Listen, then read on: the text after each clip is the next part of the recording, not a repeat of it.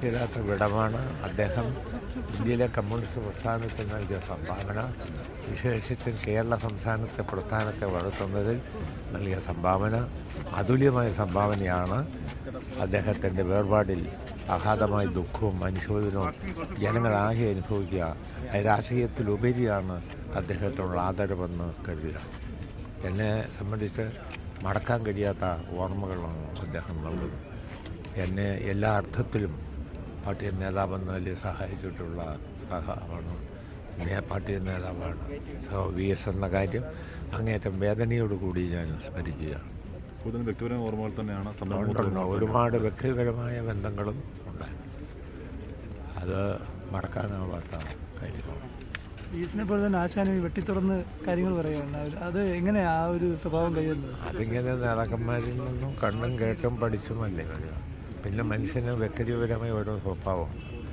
എനിക്ക് എൻ്റേതായ സ്വഭാവമുണ്ട്, നിങ്ങൾക്ക് നിങ്ങളുടേതായ സ്വഭാവമുണ്ട്. അതിൻ്റെ അടിസ്ഥാനത്തിലായിരിക്കും നമ്മൾ എടുക്കുക.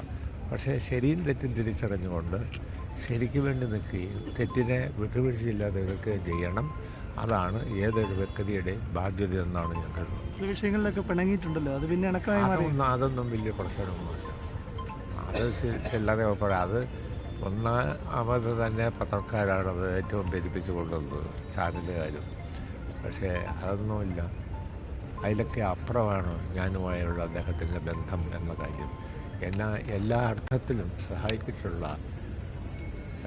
നേതാവായിരുന്നു VS എന്ന കാര്യം.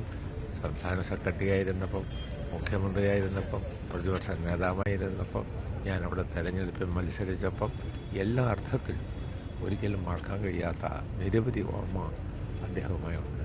സ്വാഭാവികമായതിനിടയിൽ ഇഷ്ടാനിഷ്ടങ്ങളുണ്ടാവും, അത് മാത്രമേ ഉള്ളൂ.